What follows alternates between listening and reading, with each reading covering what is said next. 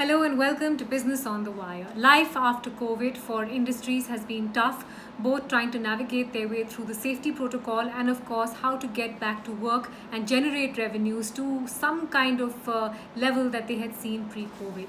One industry that will have to make some very difficult choices is the film space and the entertainment space. Norms over there will be far more difficult to navigate and to work their way through. The losses at this point look quite staggering. Globally, the estimates have been pegged at $160 billion for the entertainment industry themselves. And here in India, some analysts point to close to 2,500 crores lost in terms of box office revenues, extrapolating that to indicate perhaps a loss as high as 5,000 crores for the industry at this point and in the next couple of weeks.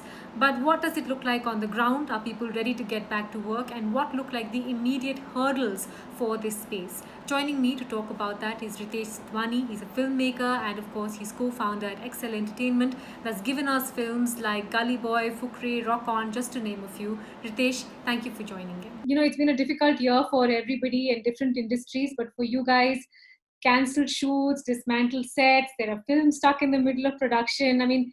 What are the immediate challenges to work even as you step back into some form of work and activity again? I think the first thing is going to be the fear, making people, reassuring them and dealing with it that this is going to be the new normal. So you have to start thinking that this is the way I'll have to work. Obviously, there'll be a lot of guidelines which you'll have to put into place about, just in terms of whether it's the social distancing. I know when you're enacting a scene, it's very difficult, but all the right, so in fact, we've got a mandate to start filming from July in Mumbai, right, Maharashtra government. And the guidelines, so, we've got a doctor who's come in, who's explaining the crew and all my EPs about what are the, checks and balances to have in place.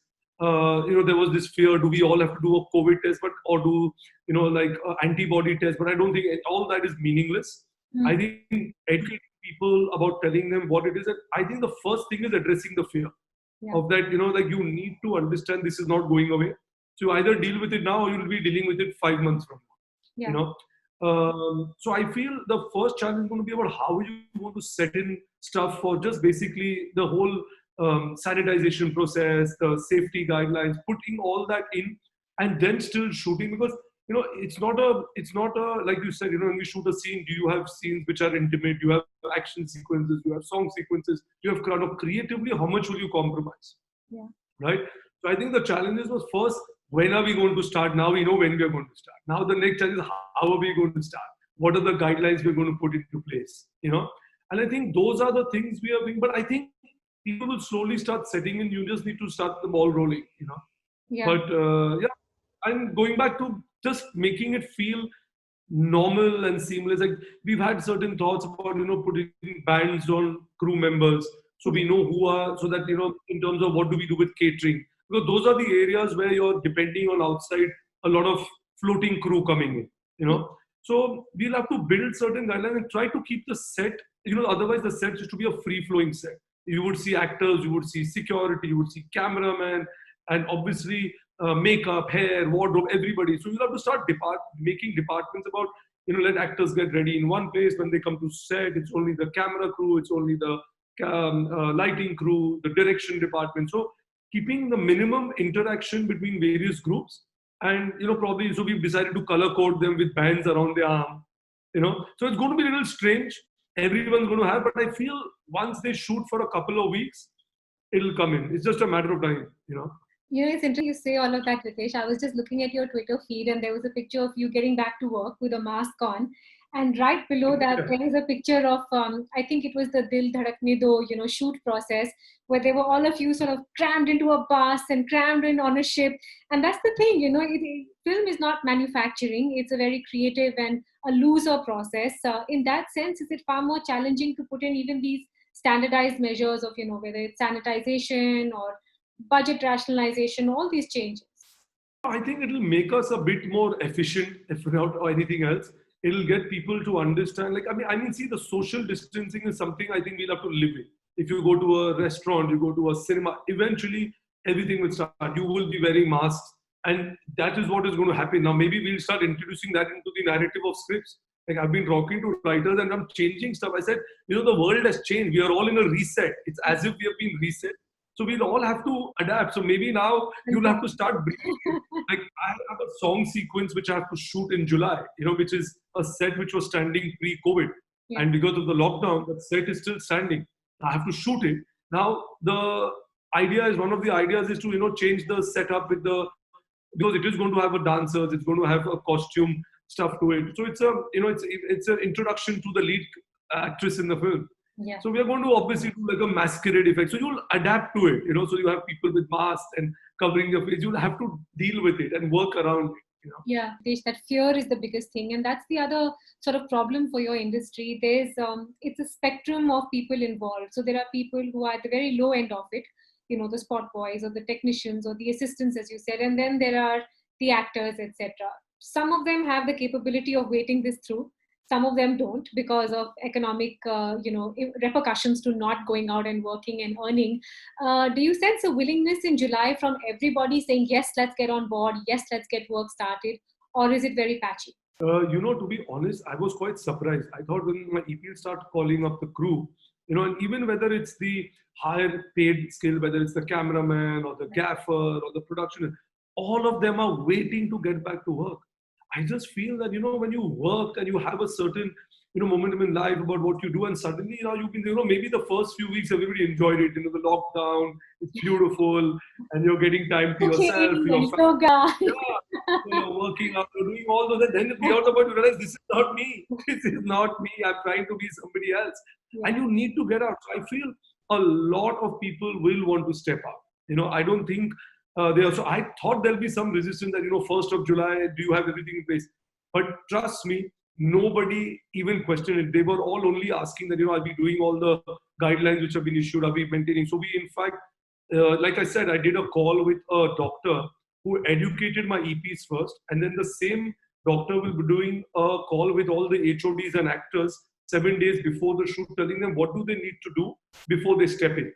So 7 days before, like monitoring yourself with fever, cold, so that if you have any symptoms, you rather not come to work and, create an issue for the rest of the crew which is coming there. So we have all those. So I think they are understanding it, and I feel people are just fed up sitting at home. Yeah. So they'll want to get out. It's also a big industry for Mumbai, and Mumbai in extension is a big contributor to revenues for the country generally, Ritesh. But do you sense that there will be a chunk of retrenchment that will have to happen when work resumes, or even now as we speak? To be honest, I don't know. I don't know whether that will be there, because again, the kind of industry, mostly most of us work with people on contracts, right?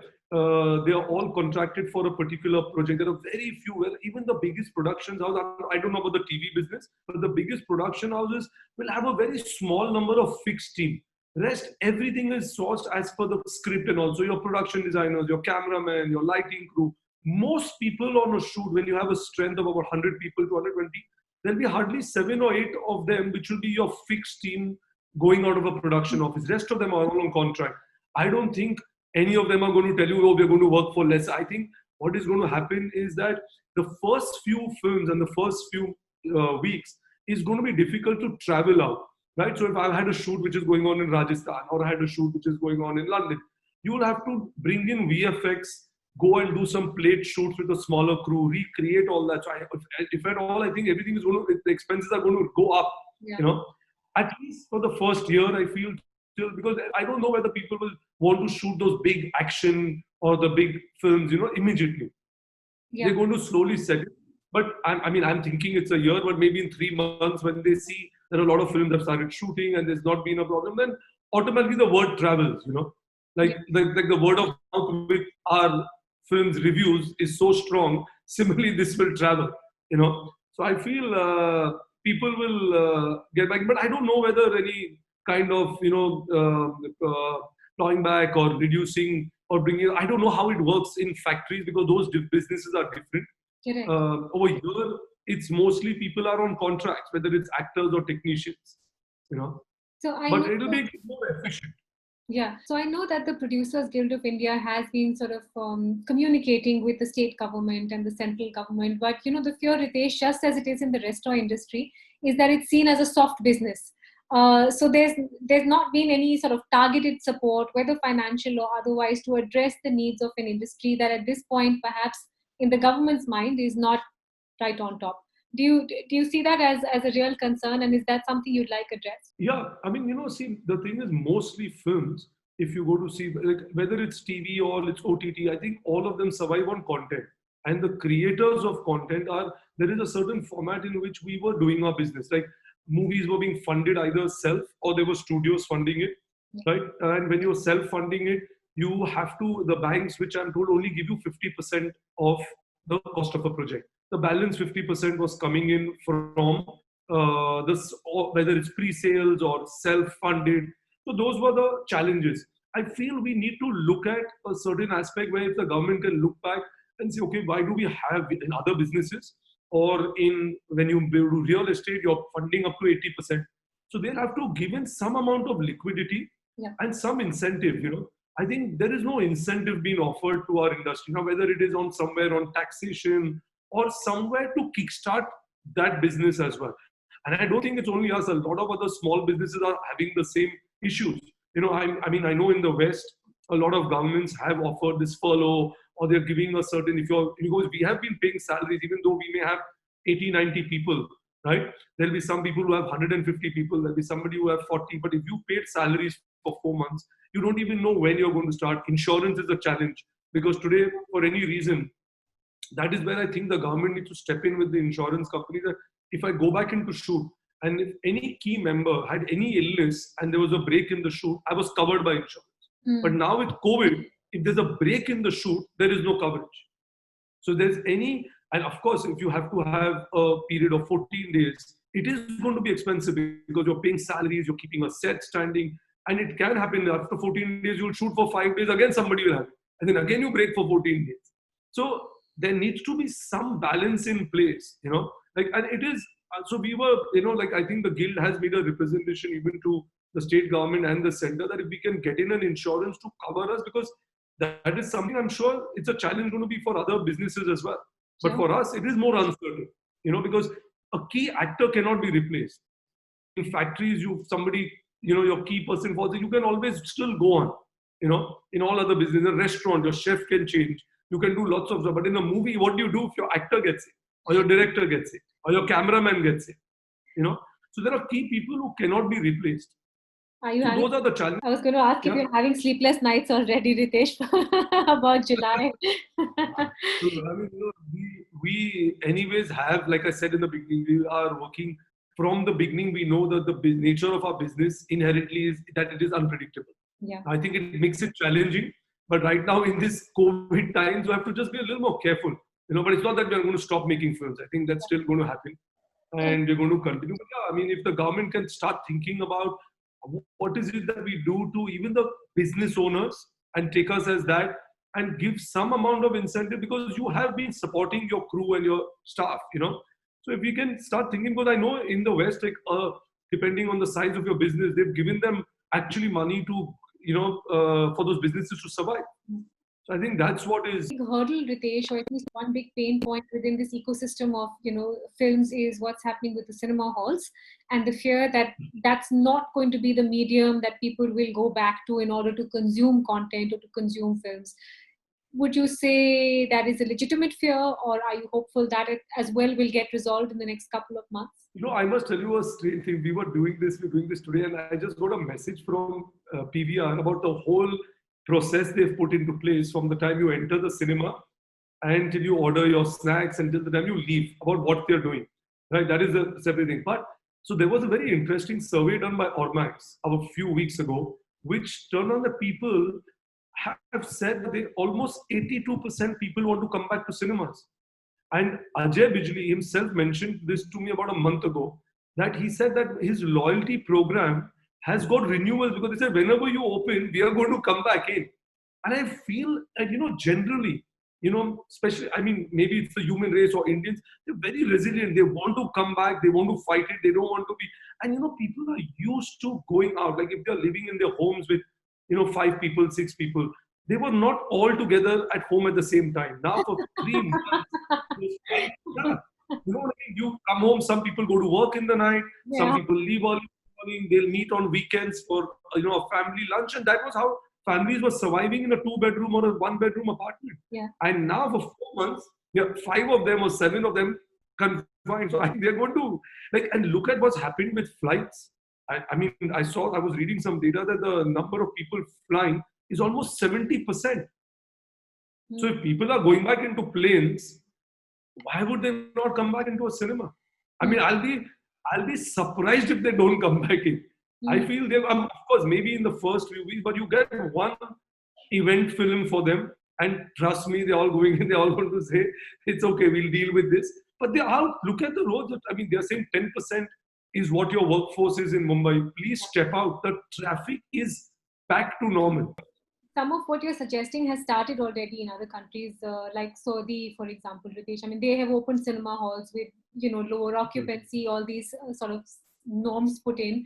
My question was really whether cinema halls will remain the large chunk that it is at this point in terms of a revenue source. Because even in, pre-COVID times, occupancy had dropped quite a bit. It was between 40 to 50%, I think, unless it was a really sort of blockbuster film, as you indicated. Are filmmakers consciously thinking about that, about the fact that they need to disengage a little bit with this particular form of release? I don't think so. I feel that, I personally make movies for the larger screen. I am completely so I have 2 films which were almost complete. And I mean, they are complete actually, they are in post. And I know a lot of people are going to digital, but I have taken a decision, we at Excel, that we are going to wait for people to come back into cinema, because I feel that can never go away. Both will coexist, these digital films, but the experience of community viewing is going to be there. It's not going to, because it depends on the kind of movie, right? I mean, if you're looking at a film which has more of an individual viewing, you'll sit and watch it at home. And if it's got this scale and it's got that, where it invites you to come in, it's like an event film, you're going to go in. And it was happening even before. Today, when you went to cinemas, you knew that this movie, which I'm paying 300 rupees or 400 rupees for, in a few weeks, almost 6 to 8 weeks, it's going to be on an OTT platform. In another 4 weeks, it's going to be on a satellite channel. But you were still going to the cinema. So I don't think that is going to be, like I said, even there, as long as they're assured of their safety and there is some amount of, they feel that, okay, now this is dealt with, they have to learn to deal with it, that this is going to stay. Everything will go back to normal. People will start going to restaurants, people will start going to cinema halls. And I don't think that we will not make movies, because it's not about the box office of what that revenue stream is. I think that also gives you a sense of validation in terms of what are the number of people who have watched your movie. With an OTT or a satellite, I'll never know. Right? With a theatrical, you get instant feedback. You know how many tickets are sold. You know what number of people have gone in. They've walked out of their homes. They've gone into a cinema and they're watching your movie. Right? And in any other way, I'll never know what are the numbers. At least I know by this that, okay, there were 1 crore people or 2 million people or 10 million people who have watched my film. So I feel that for me, and I feel for most filmmakers, I don't think cinema is going to go away, and it will stay. In fact, I feel the box office with the number of screens in India is only going to increase. We are still very, very underscreened compared to China or the US. Our average number of screens to the population is very low. So I don't think that's going to be a challenge. I in fact feel people are going to go back here. Conversely, then, Ritesh, do you think it's actually going to become more difficult for people who create content for OTT, where budgets are smaller, teams are leaner, you don't have that much depth in terms of seeing this through financially? Do you think it's going to become a smaller ecosystem for the number of people producing content? I feel I think it's been a great time for like the OTT platforms, right? In terms of, there was a lot of, like, I know so many people who were never on an Amazon or a Netflix. Now suddenly, because your all your GECs have been playing content which is on rerun. Now suddenly they have all, like, I know lots of people I've interacted with. They used to they were not even thinking about Amazon or Netflix or Apple or Hotstar. Right now they have all subscribed to it. They are consuming the content because it's fresh. It's something they were not exposed to before, right? And they are all consuming. So I think it's going to be very interesting time, because these subscribers are now new subscribers they've acquired. How are they going to keep them engaged? They'll have to obviously bring content in for them. And where we are talking about producers for creating content, I feel that, like I said, it will become a little more efficient. You will maybe start off with this small tools, but it all depends on the script decides the number of people, right? If I'm shooting in a confined room, I can have, but if I'm shooting a scene which is required outdoor, you will have that. So, when the government centers that 33% even on set, Yeah. right? We actually told them, what is 33% for this? I may think that earlier I needed 200 people for this. So am I supposed to cut 33% of that or what? So even they got confused because they said films don't work with a fixed number of people. Ex filmmaker may have 500 people on his set and I may be shooting a film with 50 people on my set. So it all depends on what your script is, what your scene is, and what is the story. So I mean, I don't know, but yeah, like I said, definitely it's going to be a reverse. There'll be more content being created. There is a huge demand now, and I think definitely the OTT platforms have benefited the most out of this. Yeah. Because I can see them smiling. I talk to them because we create content for both, right? We are doing with OTT platforms, and we have content for films. And I've just seen them because the amount of Zoom calls I've had with them, they are just saying, create more content. And that is why the share price of what I'm told of Netflix and Amazon has skyrocketed. Yeah, I think if you were to break up the bandwidth usage of how much goes into Netflix and generally on entertainment platforms, it would be really high. I was looking at an Ernst & Young report as well, Ritesh, that talked about how much your industry depends on overseas for revenues. Are you picking up any early strains on whether demand is still high over there, whether that might actually pick up sooner than the domestic market? What's your sense of how the international landscape looks? We are all actually waiting to see what happens on 31st July with Christopher Nolan's film. Yeah. We've been talking about it because if that releases internationally to the number of screens they are looking at, and if they manage to bring in the audience, then the same will follow in India. Right, so I think international, because that's the first big film releasing. And also you need the right film to come. Like I know the Gulf started, but they were playing the older films. Yeah. You need to have the right film to decide whether people are ready to come back into cinemas.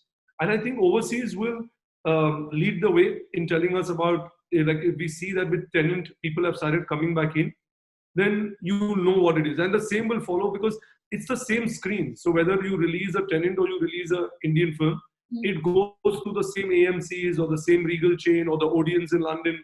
They've used the same chain to exploit your film. So if they've put in all the safety measures in place for people to come in, then your audience and your diaspora, which supports your films, because we cater to the Indian diaspora, I think they will definitely go back in. Or again, there's a play there, which is again interesting for OTT because they were talking to us about just the international market.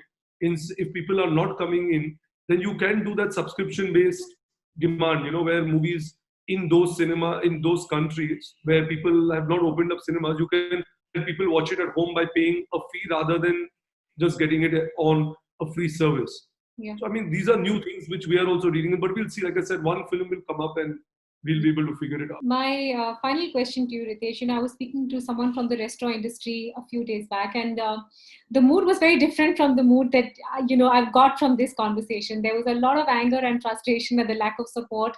There was a lot of dismay at where things could head and how many restaurants could, stand to be shut down. Generally much less optimistic. Is it a you thing or is it an industry thing? Do you genuinely feel that optimism around the industry that you're going to bounce back, you're going to have that V everyone's talking about? I'll tell you, I can only tell you with my experience why I'm feeling. So like I said, when we got the notification that you can start shooting, so you get a pulse of what it is. So my team started applying to studios. You won't believe it that at Film City in Mumbai, there are 100 applications pending for shoots in July. So I thought that nobody's going to shoot, right? So I needed a floor to shoot. I don't have a floor till mid-August. So there is no availability, right? So that obviously people are wanting now, whether it's the TV or whoever, as long as they're going back to work, whatever content they're creating for whatever platform, as long as people are going back creating content, it makes you feel okay, they're right. And even the studio, when I have a set standing, the owner of the studio has called my production guys and said that you better start shooting on 1st July because otherwise I'm going to dismantle your set. For 3 months, you've kept your set standing and I'm not charged you. Or you start paying me. And so they told him, do you have work? He said, I have a whole lineup of people who are inquiring for studios. So I don't know what's with the restaurant guys. Maybe, the people and staff and chefs have all traveled. I think with us, maybe, like your actors are all here, the directors are here, the cameramen are here, and the teams are all here. And I think like I said, that gave us some kind of hope that, okay, people are wanting to go back. So when I was quite amazed with knowing that I'm not getting a booking in July. So, I mean, on some level, I felt happy, that, okay, that means things are going back to normal. Yeah. No? No, absolutely. Very glad to hear that. And I really hope things do bounce back quick and fast. Thank you so much, Ritesh. It's been such a pleasure chatting No. with you. Thanks for joining. Yeah.